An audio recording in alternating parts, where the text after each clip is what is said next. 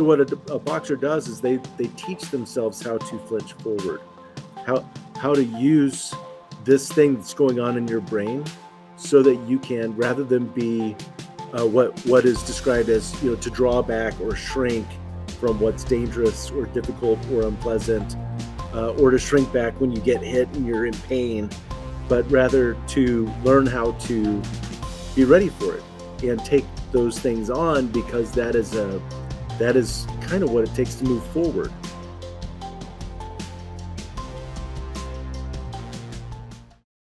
Hello, everybody. I'm Rachel Phillips-Buck, VP for Student Success at Fairs Resources, joined today for Cap and Gown by our president, Matt Boisvert. Hey, Matt. Hi, Rachel. You just missed, in the last 15 seconds as we were about to come on, I almost had a disaster with my water. So if you're wondering why I was smiling, it's because that was close. I thought you were smiling because this is season 6, episode 7, which in my house, we would be honoring 6-7, the word of the year. Yeah. My 13-year-old still can't really tell me what it means, but it shows up all the time. It's kind of shocking. That's the whole point, I think. I guess so. Just trying to find it places. It's very 6-7 of you. Very 6-7. So our episode today is all about our 2025 recap. We're going to give you a bonus book that if you have some free time over the next couple of weeks, you can look up and read. It's called Flinch. It's going to be really fun to talk about. How was your Thanksgiving? It was great. It was kind of a much needed. So both my wife's family and my family came to my town, which has never happened. So we had a lot of Thanksgiving and got I would say for a lot of reasons, it was pretty perfect. Good. Of course, by the end of it, being an introvert, my battery was drained and I had to go and recharge. But take a little break. Yeah. Well, it was good. You said you wanted to talk about pie. I want to tell you what happened at my house with pie. Okay. So it's just me and my husband and my daughter. Yeah. And our friends sell pies. And so I was like, okay, guys, we're going to buy a pie for Thanksgiving. There's only 3 of us, So what pie do you want? And my daughter said apple. And my husband said pumpkin. And I said pecan. Yeah, and so we had 3 pies. And do you know who ate theirs first? Lillian. Hers was gone like in a day. It was shocking. She kept being like, I have more pie. And I'm like, it's Thanksgiving. As long as you're grateful for it, you can do whatever you want. So we still have a little bit of pumpkin and pecan left over, but the apple is polished off. So. This is the first Thanksgiving I can remember that I did not eat pecan pie. And I feel bad about it. Listen, I have some. I'll bring you some. No problem. Okay. Well, also, Matt, you and me and Callie are all going to be in Nashville for SAC-COC next week. Yeah. So that will be really fun. If you're going to be there, come and find us. We will have a booth. Looking forward to that. I think Callie is taking some people to the Grand Ole Opry because she was very interested in that. She's like, Rachel, Matt, do you want to go? And we're like, no, but you should take some clients. So hopefully I think she asked me on the wrong day. You just weren't feeling like I'm done. My battery's gone. For sure. But still have a great time. And I don't know, I'm just gonna shamelessly plug. If you go to SACs and you come to our booth, I guess is what they're called, exhibit hall. Booth. We've got these cool little flashlights. I mean, they're super thin. I gave my mom one, and she texted me this morning and told me how awesome it is. Yeah, they're magnetic. Mine's just on the fridge. So it's nice. Anytime I'm like, where's there a flashlight? The answer's on the fridge. They're very good. Anyway, come see us. I want to talk about rhythm of the academic year. Happy December. We've made it. We're on the home stretch. The theme for December is bittersweet. Okay. Matt, I just want to take you back. I was thinking one of the very first things that we think about in December with this bittersweet is this very bittersweet feeling you have, especially if you're a freshman and you've spent your first semester away from home. Maybe if you've gone far away from home, you haven't come home at all. Maybe you just went home for Thanksgiving and now you're about to come home again. But this feeling of like excitement and also anxiety about going home for a month after you have had the freedom of being at college, after you've made new friends, you haven't spent, time with your high school friends. And there's just this like wrestle of both excitement and anxiety about what that's going to look like. Yeah. I remember that. It's kind of like being a third culture kid, you know what I mean? Where like you have where you grew up and then you went off and you had all of these new experiences that the people at home haven't had. And then you come back and you're just a little bit changed. Even if it's not a lot, you just have adjustments to make because you've had experiences that your kind of home base haven't experienced. You know, it's an interesting time because I was thinking, I mean, you and I both traveled far to go to our alma mater, and then going back home, and of course, it took me a week to recharge from all of that. But then there is this reflection. So I start to find out what all of my friends, what's really going on with them at Yeah. their universities. That's an interesting, right? Like lens, and like how is it different than what I'm experiencing? And then I'm thinking about the people who were on my hall, and at the end of this break, you know, my roommate who grew up with me, and we were great friends in high school, and so we had this really deep conversation about, do we want to go back? It was, Right. you know, because there's a lot pulling on you. So For sure. So you think about all of that anxiety happening, you think about academic realizations hitting, because even if you're the most optimistic student, right now is about the time where you're like, probably should have gone to class more than once, you know, probably should have turned in my assignments. Like the reality of academics hitting, or even if you worked really hard and just college is harder than you expected or harder than your high school, you're having like a lot of anxiety around that. yeah. Students are not getting a lot of sleep because they're thinking about their finals. And we're always reminding our practitioners, like, this is the time where you have students where you can go find them, where you can have an in-person conversation about, have you registered for next semester? What are your plans? Are you coming back? What do we need to do so that you're happy about coming back? And if you have students who are not coming back, this is a perfect time to do exit surveys with them, because when they're sitting in the room with you and you're asking questions, you're going to get much more accurate answers to those than if you just send them a survey. So I always say, even if you can't survey every student who's leaving, any student that you can survey to try to understand better what their experience is going to be really powerful data for you. So those are the themes of December. Matt, when I came home I hadn't been home at all my first semester. When I came home for Christmas, my mom did my laundry. And I was like, you're so kind, woman. Thank you. Like, why are you doing my laundry? This is mine. You shouldn't have to do it, because I just spent the whole semester having to do it. I had a new appreciation for my kind mother who was willing to do my laundry for me so I didn't have to do it. So maybe you'll get some of that too, right? Possible. Yep. Okay, Sure. let's see if there's anything else that I want to talk about. I think that's all my chit chat that we have. Oh, one more thing. This was going to be our last episode this semester, but I had to cancel with Sherry a couple of weeks ago because I was sick. And so we're going to do a bonus episode on the 9th talking about the hidden cost of work. So that's going to be awesome. Please join us for that. It'll be lots of fun. Don't be confused that we have one more after the last episode. Anything you want to add?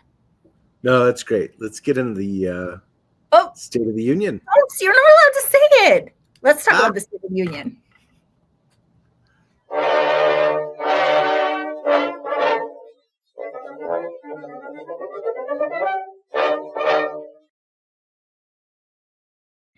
Matt, you know, part of the State of the Union is, I'm going to just be transparent in two things. The first one is that Bailey isn't with us today. She had a conflict. So Rachel Elam is doing all of our stuff, which is a huge job for her to come in and do. So she's doing an awesome job. Thank you, Z, for that. And then also, if you are regular watchers of us, you know that our last 2 episodes, I had a sound problem with my computer where I could not hear. And Bailey had to come in and sit next to me so that I could hear on her computer. And it was kind of a wreck. If you watch, you'll kind of see me being like a little bit distracted when you're talking. So we've done everything that we know to do for that to not happen this time. But if it does, I'm just going to put in my headphones and we're just going to keep going. Okay. So be brave. If I disappear from sound, be brave. Well, we'll see if anyone ever actually noticed, because I was orbiting the giant hairball and trying to unpack that. And we're doing great. Whew, that was okay. rough. My theme today for State of the Union is, there's a bunch of talk about anxiety. There's a bunch of anxiety and things going on that I think people just feel uncertain about. And my goal today is to try to unpack that a little bit so that we can feel like well-informed in the context of the life of our country, what's happening in education in general. And then I have a couple of fun things that we're going to talk about too. So I don't know if you've seen the kind of kerfuffle about professional degrees. So the education department just recently wrote a proposal. It's going to go up for formal comment in 2026, early 2026. And the meat of this proposal is capping loans for a number of advanced degrees, master's and doctoral programs. So the goal of this is to make it so that if you are pursuing a degree where either you're not going to make a lot of money, we don't want you to go into debt hundreds and hundreds of thousands of dollars. And if you are going to go into one of those degrees where we really need more people to be there and you need an advanced degree to do it, that we're giving you some money to be able to do that. So there are certain degrees, I'll read you the list of them, that are going to be eligible for a student to take out higher student loans. The kerfuffle about it is that nursing has not been listed as a professional degree, which has nothing to do with the student's level of competency or their capacity of the degree program. It has nothing to do with that. So I think people are feeling like they were being downgraded. Nursing was being downgraded because it wasn't included in this list. But really, I have some statistics that are going to help us understand that a little bit. So, Rachel, it's a distinction between being a professional degree and a graduate degree. So if the degree falls in these 11 categories, which I'm about to read to you, a student pursuing one of these degrees can take out up to $50,000 a year for 4 years or $200,000 in total. Meanwhile, a student in any other graduate degree program can only borrow $20,000 a year or $100,000. Okay, so we're resourcing this other kind of degree differently than we are what we're considering graduate and professional degrees. Let's see, if there were a student to pursue a master's in public health and a medical degree or any other combination of degrees from these two categories, they have a limit of $300,000. So it's not per degree, it's per person. They don't want you to go over a certain amount of money. Okay, here are the 11 degrees considered professional under the draft rule. Okay. Medicine, osteopathic medicine, podiatry, chiropractic, optometry, pharmacy, dentistry, veterinary medicine, law, theology, and clinical psychology. So those are all considered professional and graduate degrees. Here's part of the reason why this is coming about. So between 2000 and 2020, the number of Americans who had taken out federal student loans doubled from 21 million to about 45 million, and the amount they owed skyrocketed from $387 billion to $1.8 trillion. That's according to a 2024 report from the Brookings Institute, which is a nonpartisan DC think tank. Okay, so they basically are like, hey, what is going on? There's a lot of money being spent here because students have access to all of this money. So colleges then are able to raise their prices. A lot of that debt is coming from graduate students. So the amount of undergraduate loans decreased between 2010 and 2021, but the amount of graduate student loans grew. Although individual graduate students only make up about 21% of all borrowers, they could soon be responsible for the majority of outstanding debt. So that's kind of outpacing this undergraduate piece. Between 2000 and 2024, the median net tuition and fees among graduate programs has more than tripled, and the median debt principal among graduate borrowers has grown from $34,000 to $50,000. So that's kind of what this is trying to solve. Yeah. We want to place a cap so that there's less money available, so that schools will then be like, oh, we can't triple our price. We've got to make it more affordable with kind of a reset of their tuition. Specifically around nursing, the education department says that internal data indicates that 95% of nursing students borrow below the $20,000 annual loan limit and would not be affected by this new cap. They also added that the new loan cap only applies to post-baccalaureate degrees, And about 80% of the nursing workforce just has an associate's degree in nursing or a Bachelor of Science in nursing, both of which you can get certified as a nurse without having to go to get a master's degree or beyond that. So those are the facts. Remember, this is not permanent. Like, it's not a law right now. They're going to put it up for comment. It's going to be 30 days. They're going to read what you say about it. And then in the end, Congress can still make a change to the law and they can decide to do something totally different. Yeah. You know, I think people, I think I told you, I overheard a conversation from a teacher, and they were very frustrated with this not being recognized as having a professional degree. Yeah. Like, so, right. So they're taking that kind of personally. Like, I mean, it's bad language, right? It's bad language. We should call it something different, but it should, but whatever you call it, because if it's, I don't know, if it's like a, yeah, whatever. Yeah, whatever. Okay. That's where we stand with that. Just wanted to clear up some of that. The other thing, Matt, that I wanted to talk about is, you know, that this administration has said basically the goal is that the education department is going to be closed and they're going to parse out all of their different things to different areas of the government. So there are 3 offices that have not been outsourced in the education department. Those are the Offices for Civil Rights, Special Education, and Federal Student Aid.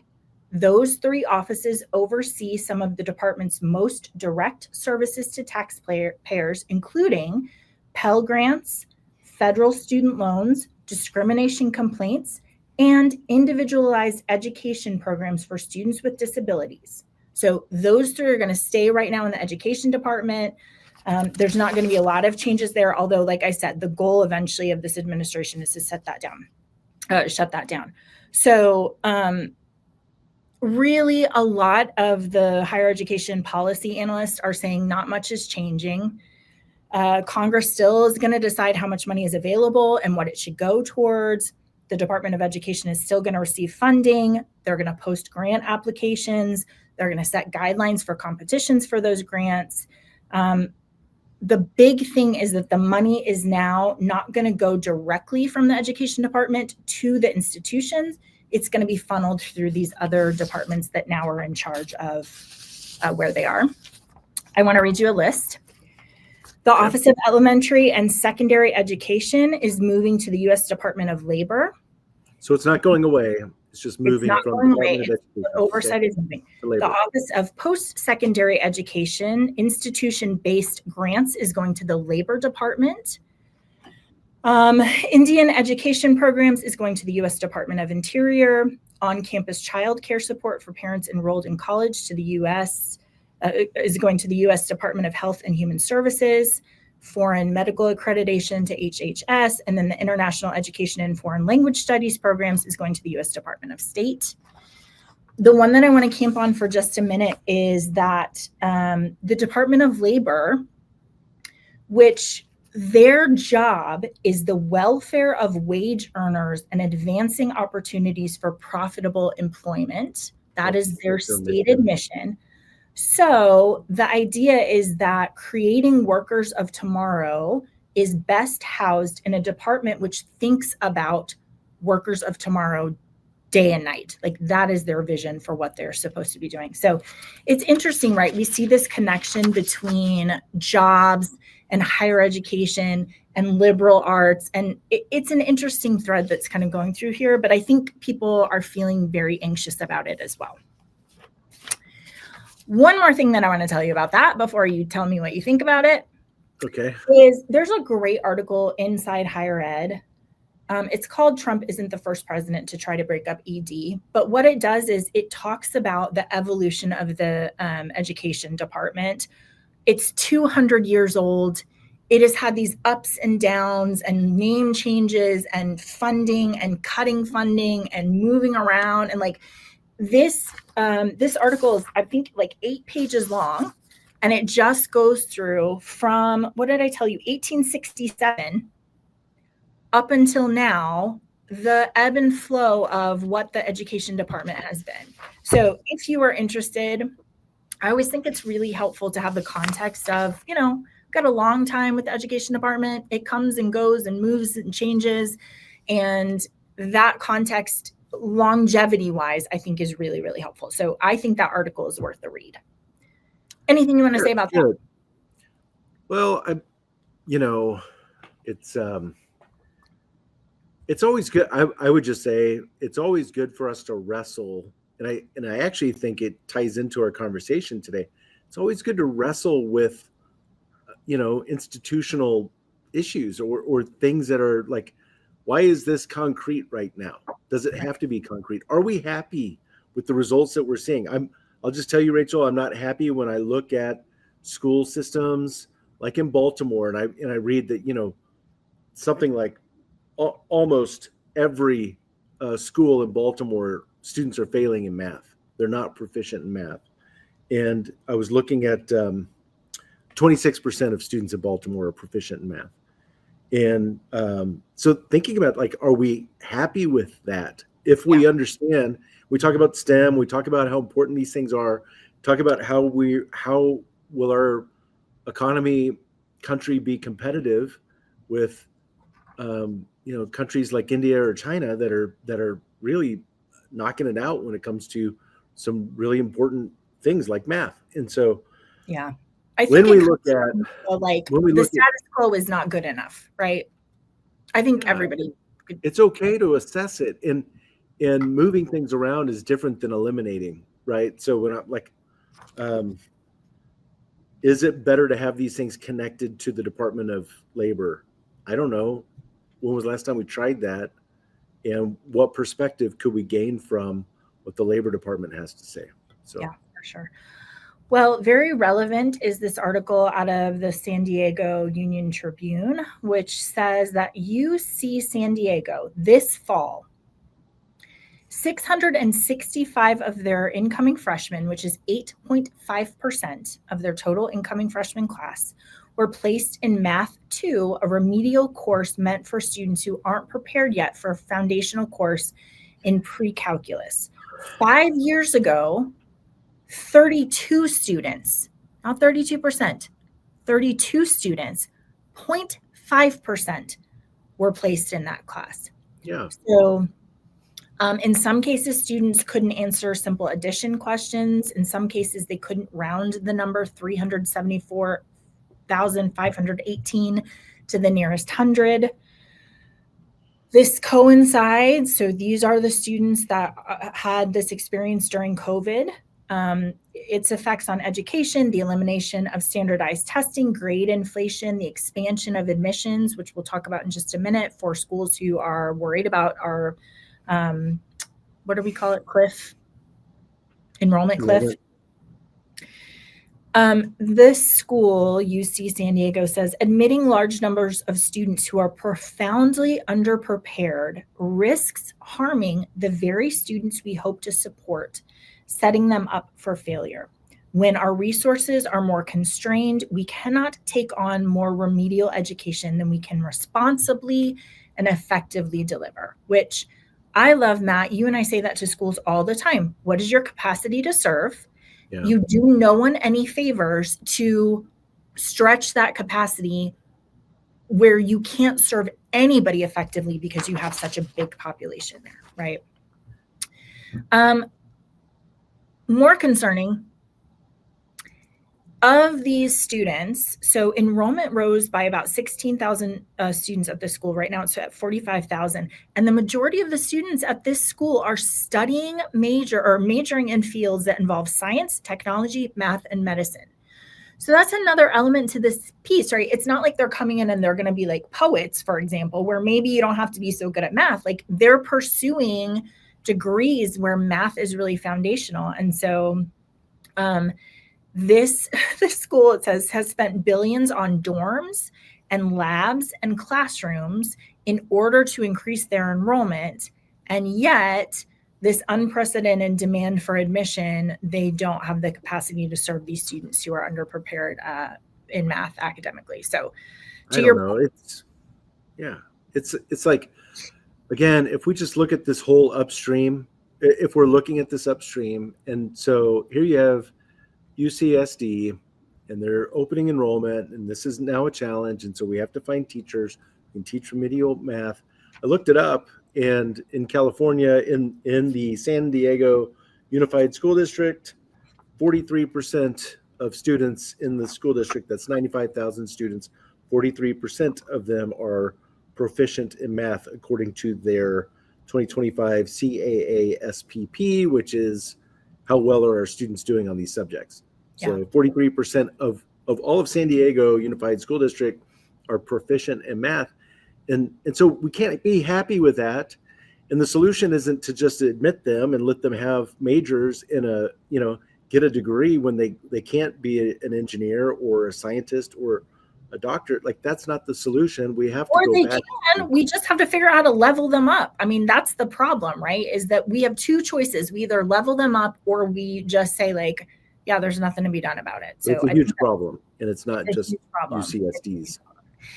In other good news, I feel like Debbie Downer during this State of the Union. Yeah.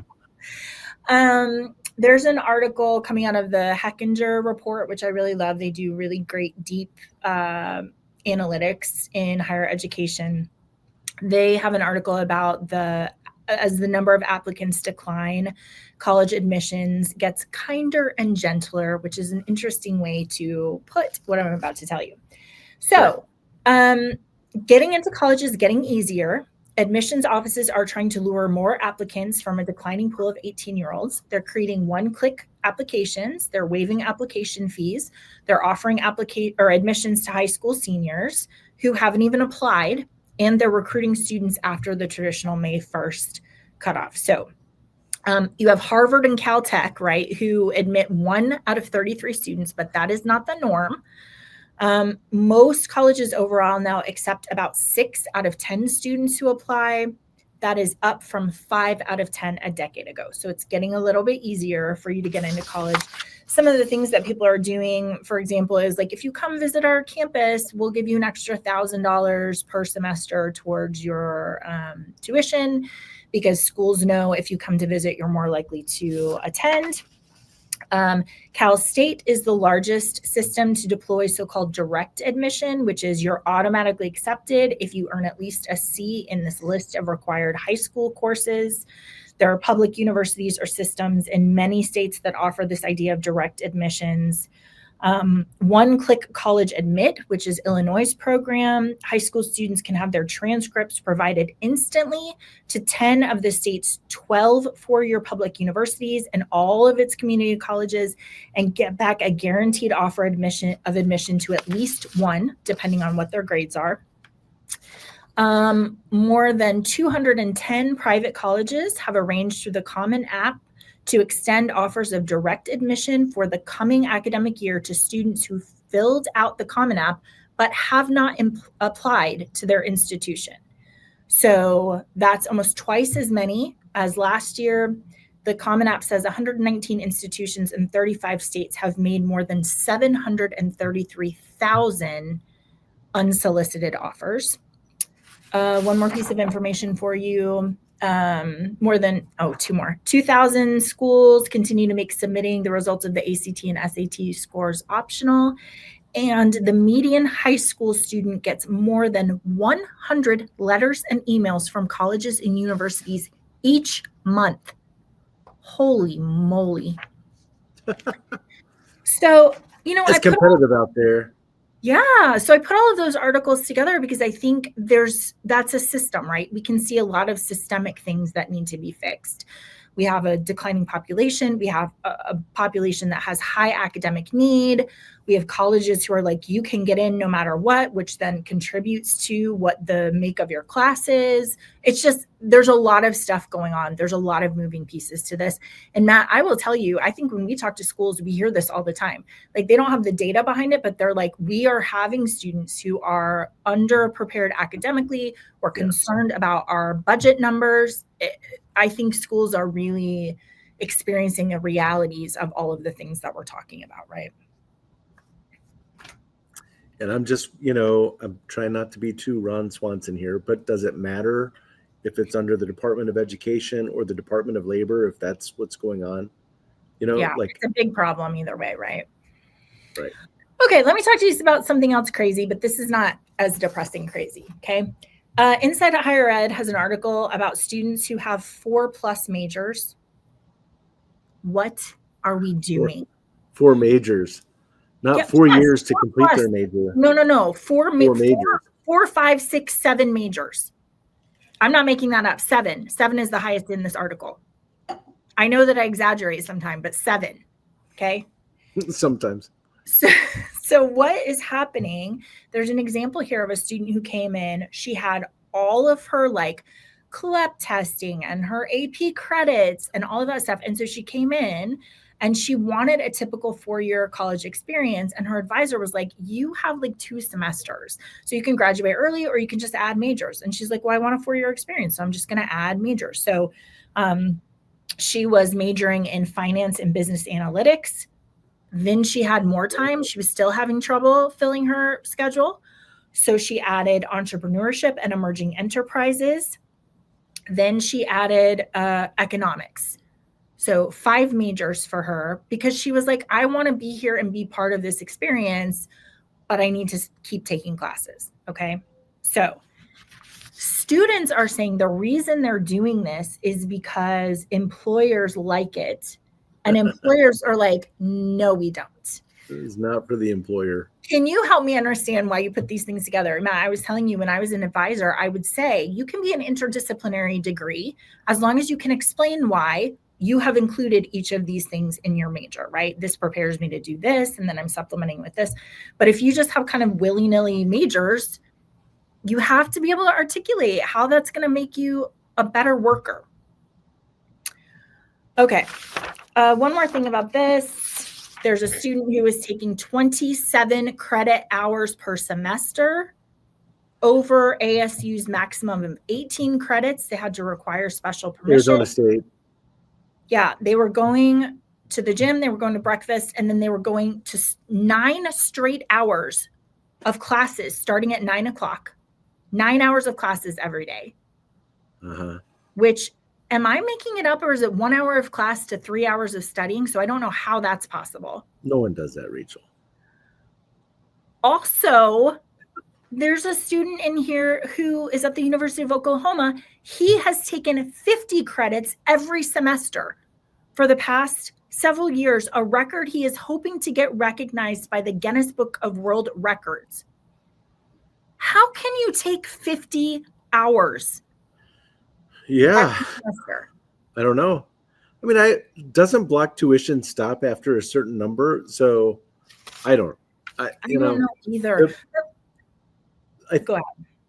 Well, I would maybe I'm missing the point. I thought the point was to just, go to college, get a degree, and get a job. But yeah, I mean, I would argue like I like learning. If I have time and capacity, then Sure. Why wouldn't I want to take more courses, especially if I have blocked tuition and I don't have to pay more for it?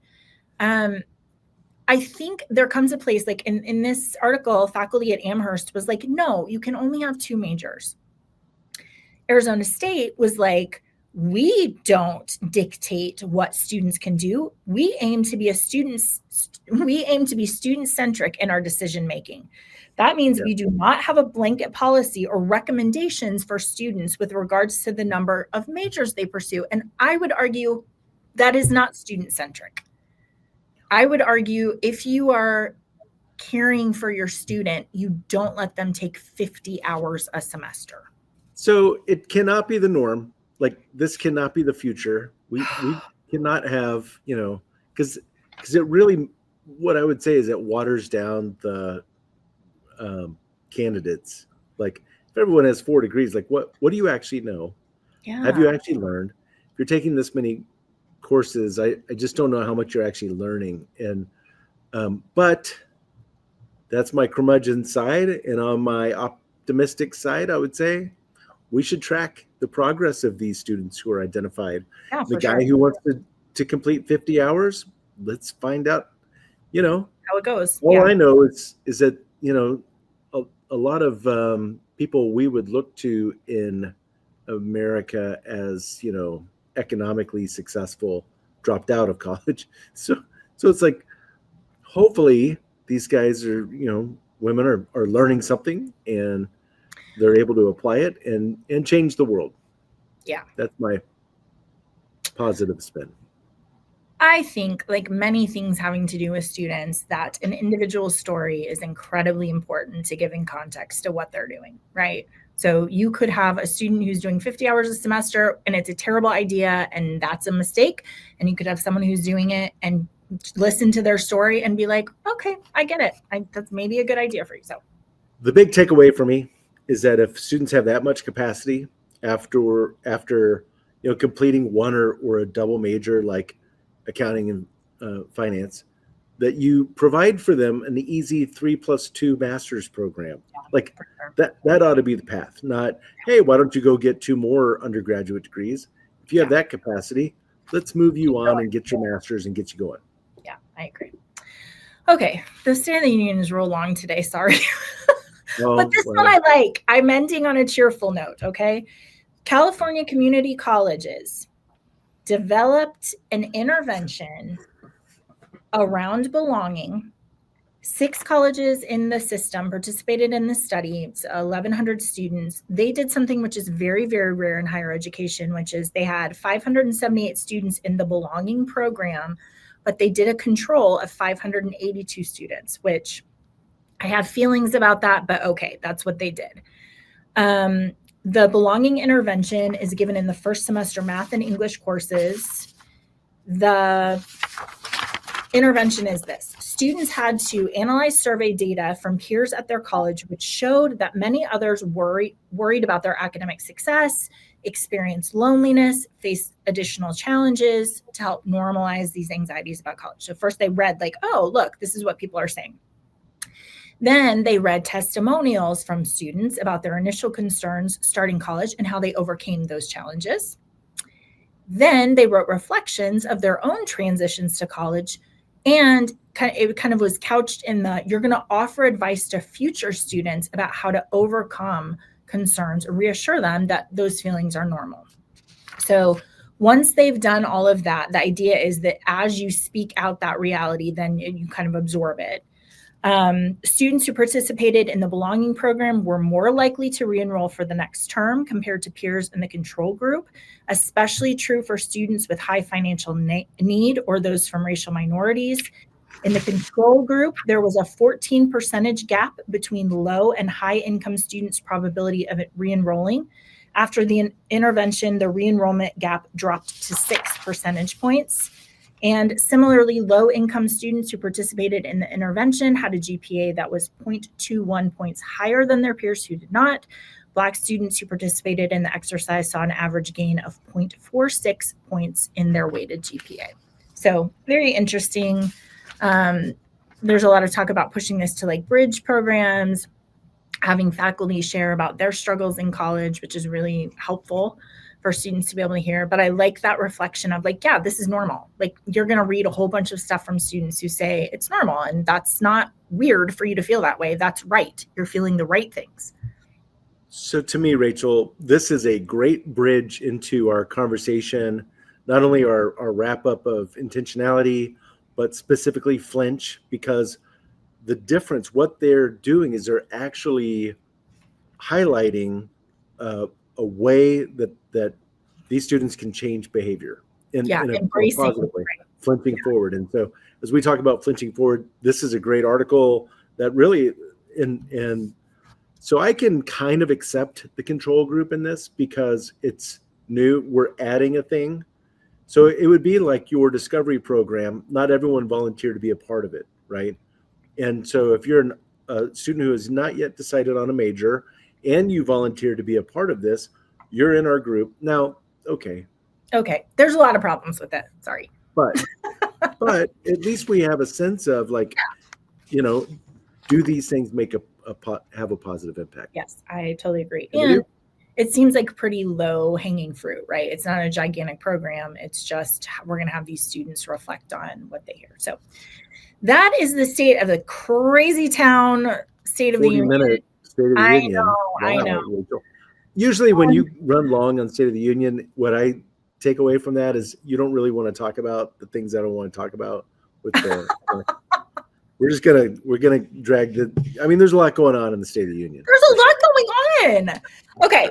So this is our semester wrap up. Remember, it's a little bit tricky because this is like a semester wrap up, but also a year wrap up. We do at the end of every semester, we do a wrap up, but then this is our theme for this year was intentionality, which is choosing to move forward with things that you have considered, right? We want you to consider things and be like, yes, I'm doing this, or this is how I'm going to do it, not fall into like, oh gosh, what's happening now? So I'm going to create our anchor for our reflection. I'm going to talk about some of the episodes that we've done, but the anchor is this book Flinch, which you really love. I'm going to talk about what is like the automatic flinch, and then when you talk about kind of the how we turn that to be a good thing.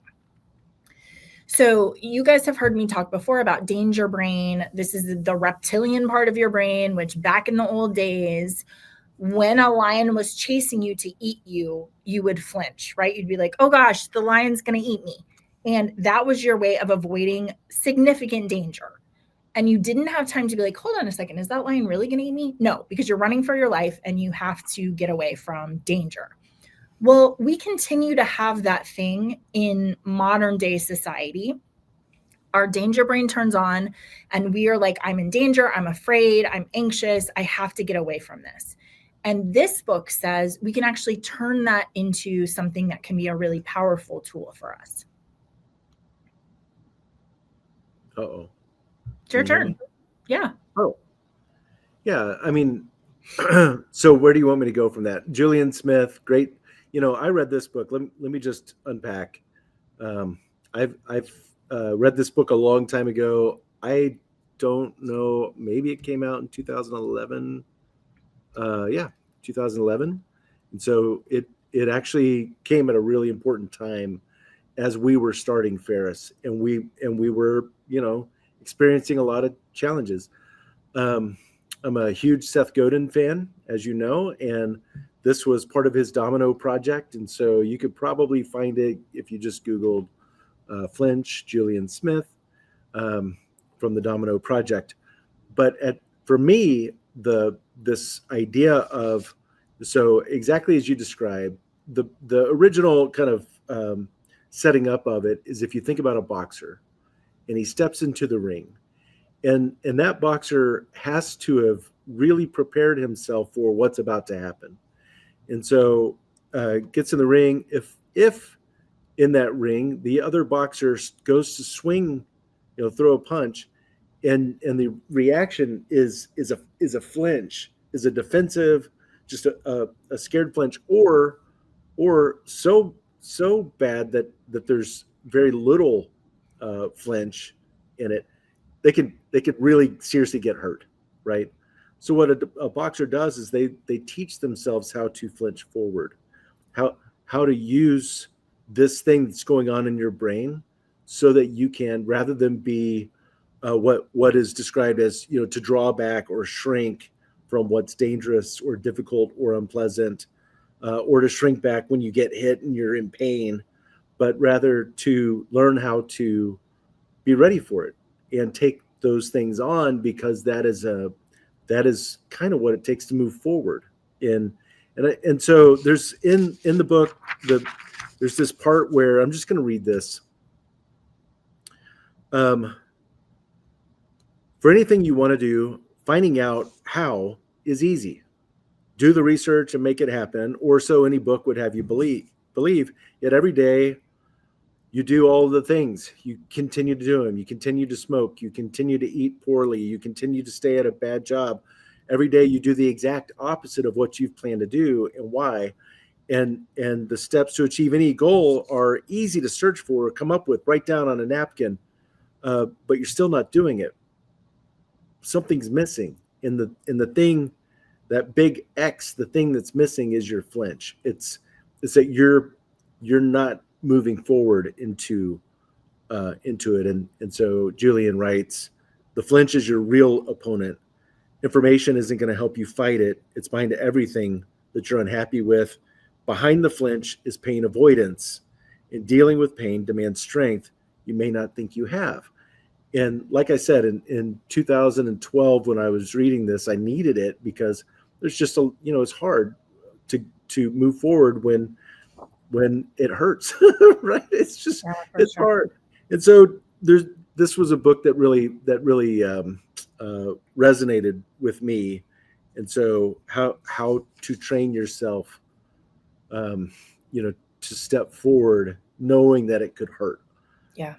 And So when we apply that to everything we've talked about when it comes to intentionality, so when we apply it to orbiting the giant hairball, or we apply it to slow productivity, or we apply it to our brains and being unafraid, like our time with Suzette Parker, there's a lot that we can kind of tie all these things together with. So that's why I yeah, wanted so to. let's unpack that. So last one of our last episodes, we talked about orbiting the giant hairball. Reminder, the hairball is policy, procedure, conformity, compliance, rigidity, and submission to the status quo. All of the things that are your favorite and mine.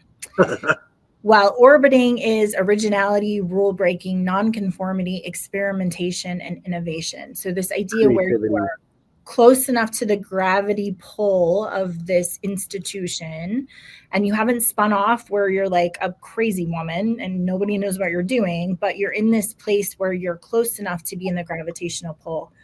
Um, I was thinking about this, Matt, with policies, and I think we do a lot of flinching about policies. I think, especially in the moment, I think there's a place where students need a thing and we're like, well, sorry, it says that, or the book, the rule is, or the policy is, or whatever. And I understand we need those things. But one of the things in this book is that you need to have a folder of student failures, and you need to not flinch from that. And you need to say, this is a place where we failed a student. What are we going to make sure? How are we going to make sure that never happens again? And you've heard me tell before, I used to sit on academic suspension meetings. And one time we had a faculty member who was like, you have to let this kid back in. I have confidence in him. He's just had a rough semester, blah, blah, blah. And I was like, okay. We let him back in. He had to meet with me for his academic suspension or academic probation. He wouldn't come. I called the faculty member and I said, this student is not coming to see me. And the faculty member said, yeah, he's really hard to get in touch with. I guess she's just going to have another bad semester. There's nothing we can do about it. And I was like, okay, well, we failed that student because he's going to fail out of school and he's going to have another semester of debt. Right. And I will never do that again. When I'm in an academic suspension meeting or probation meeting, I am going to say, for a person who argues this student should stay, I'm going to say, how are you going to be responsible for them? What are you going to do? Because otherwise, what are we doing? Right? Yeah. It's a great example of, here's a place we failed a student, and I don't want that to ever happen again.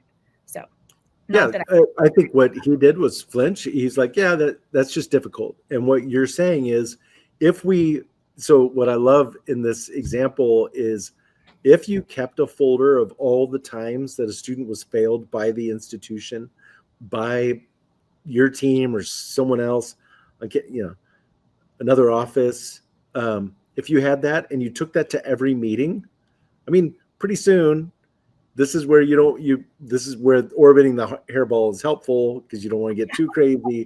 But like, what you start to do is say, like, this, we cannot let this stand. We can't just say, yeah, that's the way it goes. How do we fix this? So it's a good example. That. Okay, I want to remind you guys about another episode that we did. Do you have something else to say? No. Okay. Well, I love this one. Yeah. Another episode we did with you, Pike, Stephanie, and Megan. They were incredible. It's one of my favorites. They're just like, you just meet some people sometime where you're like, dang, they are not kidding around. Yeah. Like, they are committed to student success. So a couple of the things that they said that I really love. First of all, the right information at the right time. We don't give all of the information at orientation because it's too much and no one can remember it, right?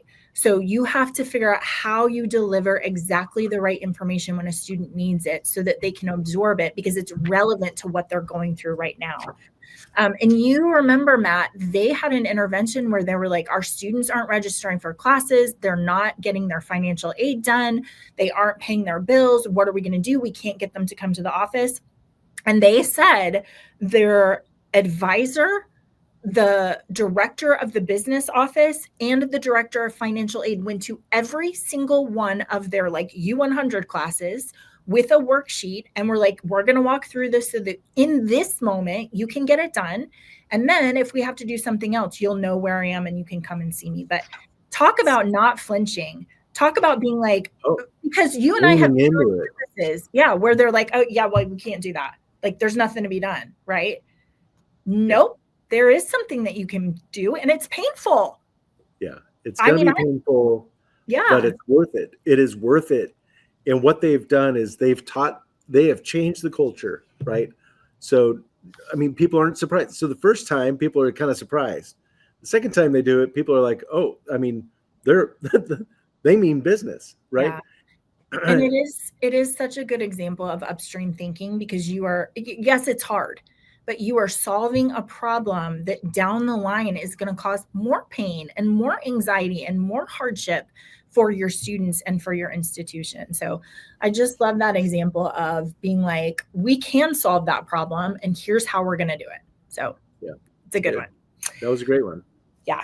So our book this semester was Slow Productivity. I want to pull out a couple of things from that. Remember, we talked about working at a natural pace, which is really nice in higher education because we have a rhythm of the academic year. And we have some times where things are high intensity. We talked about that in terms of farming. Like you wake up and like all the crops have to come in. And so you don't take rest, you just work, work, work, work, work. And then we also have these times of low intensity where we're reflective, where we talked about it like fishing, where you walk to the stream and then you stand in the stream and you catch some fish and you take a break. And that rhythm for us is really important. And Matt, I always say this is true with technology and higher education. If you miss your deadline, you have a year, because there's one time where we're registering our freshmen for classes. And if you don't hit that deadline, it's over until the next August, right? So being really in tune with that low intensity, high intensity, and understanding that there's this natural pace that we can anticipate and build our schedule and our lives around is super important. Good. Anything to add about that? No, well, you just took me back to the stream. So no. Yeah. Oh, look, Oh boy. I've got my gestures Now. on. Okay. One more thing I want to talk about from Slow Productivity is overhead tax, which has just been so helpful to me. This idea that there are seemingly simple tasks that someone asks you, can you just do this thing? And you're like, no, I can't, because there's 72 steps before I can actually do that thing. And making that transparent so that everybody understands, when you send me an email, can you really quick? We talked about this with early alert. Like, no, I can't really quick. I have to do all of these things so that then I can get to the student. And how do we get efficient about those things, but also tell the truth about how much work is there, and understanding that there's overhead tax for any of those different pieces. So, you and I were saying, like, every new student success program you launch without stopping something else is flinching from a hard choice, because it's easier just to be like, do another thing, do another thing, do another thing, instead of being like, hold on, how are the things we're doing working? And if they're not working, I know it's painful. I know you've invested in them, but we have to have measurements. And if they're not working, we have to stop doing them. And that can be really difficult for people, I think. Yeah, I think if our listeners would really assess the cost of saying yes to these things, and sometimes those, yeah, well, of course we want to do good things, right? Yeah. There's a lot of other things that could go away, and really, would anyone miss them? Yeah. Which is tied to this other idea in Slow Productivity, which is about obsessing about quality. So we don't want to just look busy. We want to do really excellent work. And in that episode, Matt, you and I talked about messaging for students, how words can be cheap now that we have AI. Like, it doesn't cost you anything to write an email to a student every single day. Right. That's a terrible practice, right? So what we have to do is think about quality, and how do we have good communication with our students without them being overwhelmed. And I will double down on the idea that you should create a student account where you get all of the emails that a student gets in a day. Because I will tell you, I am an online, non-traditional student, and I get emails about the bus not working, about the fire alarm went off in the res halls last night, about internships that I can get if I'm a psychology major, about me. Like, I get so many emails, none of them pertain to me. So one really important piece is to go in and be like, how are we going to make sure that we're giving excellent messaging, not busy messaging and kind of overwhelming messaging, which, Right. yeah.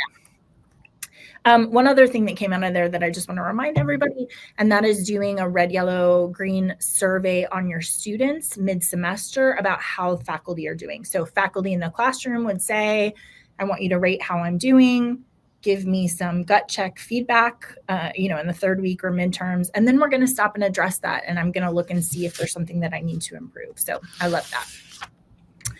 Okay, 2 more for you. Do you want to talk briefly about the institutional excellence chain, which also came out of that episode? Sure. Well, just briefly, I think that, where I get really passionate is, so I think I've talked about Hope College and some of the work that they're doing, but every institution, every one of our universities want to have loyal, engaged, contributing alumni. And if you want to improve enrollment, you got to have alumni who love your institution. It's like, well, how do we get those? And so this idea of the chain for institutional excellence, which ends with, financial stability, that the institution is solid, that alumni are contributing in every way, at every age or years since graduation.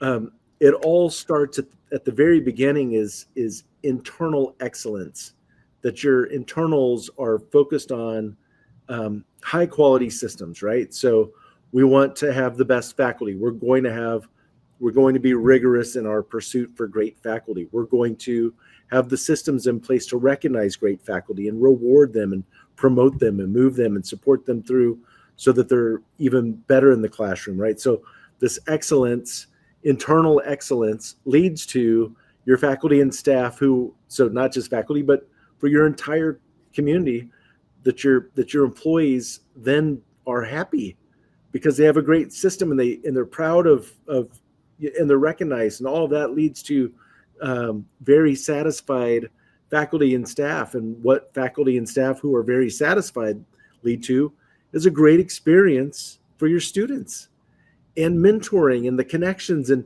people who are free, and all of these things that we've talked about lead to a student experience engagement with faculty and staff that is remarkable.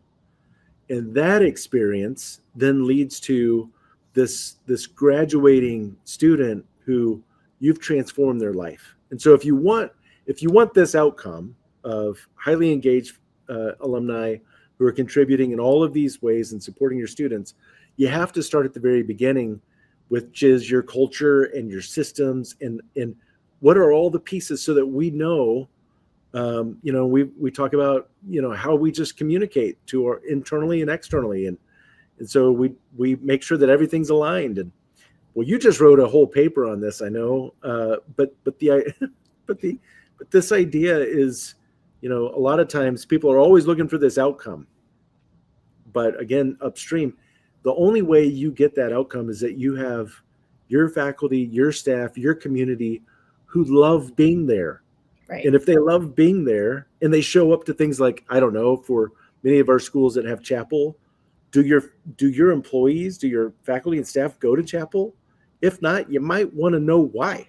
I mean, Matt, right? I was thinking about graduation dinners that are happening right now for different colleges. Yeah. I'm telling you, I know a school where none of the faculty go. And I'm like, why? Wow. No, we don't have to. Okay. Right on the other side of this wall, just a little piece of information. I have my film room, which you've seen. It's a collection of VHS and camcorder videos, and I have a recording from my senior dinner from my college, and I have it because it was meaningful to me, like I bought it kind of thing. Yeah. It was meaningful to me because all of these professors who changed my life. I wanted to be connected with them, and I wanted to have that memory, right? Yeah, for So I sure. have to digitize all of those because no one has a VCR anymore. I don't either. Yeah. But that is a great example. If your employees don't want to go to the dinner because they don't have to, you've got a bad. You're not creating this experience for your students where they look back as alum and say that was important and I want to contribute to that. Yeah. Okay, here's my closing for our recap. And that is just that we have to remember that every student that we come in contact with is faced with this idea of flinching backward or flinching forward. And when we talk about danger brain and we talk about a sense of belonging and all of those different elements, students are just in a very volatile time. Like there's so much going on. They're learning so many things, not just academically, but in student development. And first of all, we want to meet them in this place where we're asking them to do hard things. We want to meet them there and be like, you can do hard things. You can flinch forward. It's going to be okay. You don't have to be afraid of being uncomfortable or pain or doing something that is unpleasant. You actually can confront that and do really hard things. But also, I think for our listeners, you can't do that unless you're doing it in your own life, right? So, Matt, sometimes I think we forget how hard what we're asking our students to do is. Yeah, And sure. if we are not practicing that and showing them, look at what I do. I think about Dr. Sherry Woosley, who does she just picks a thing that's really hard and she learns how to do it. And she's like, the reason I do it is because I want to remember what it's like to have to do these things, because you never want to be so old that you're like, I don't do things that I have to learn, right? You want to constantly be engaging that muscle and be practicing this idea of how we step forward into things that are really hard.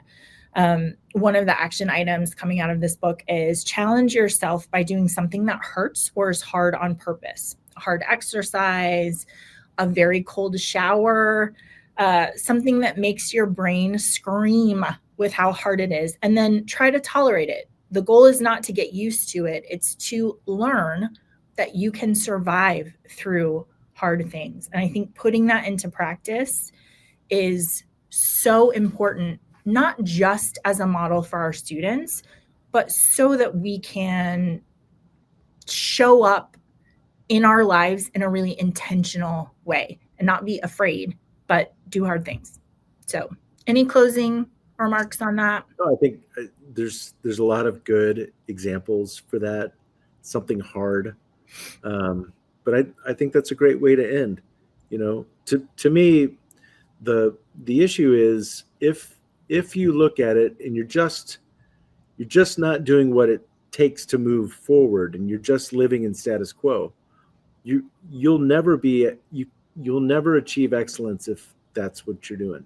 And so that's the hard part, is the only way to really achieve excellence is to put yourself out there and kind of it might be for an introvert that's a different pain than for an extrovert, right? For sure. Yeah. And so thinking about it in that way, for you, what would be a challenge for you? Is it a challenge for you to walk across campus and meet someone new? Is that a challenge for you? Well, it's probably worth doing, you know?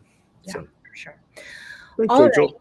Well, that's all we have to say today, but we will have a bonus episode December 9th. Dr. Sherry Woosley is going to come and talk about the hidden tasks of work, which is always such a good conversation. Otherwise, rhythm of the academic year, you're in a bittersweet season.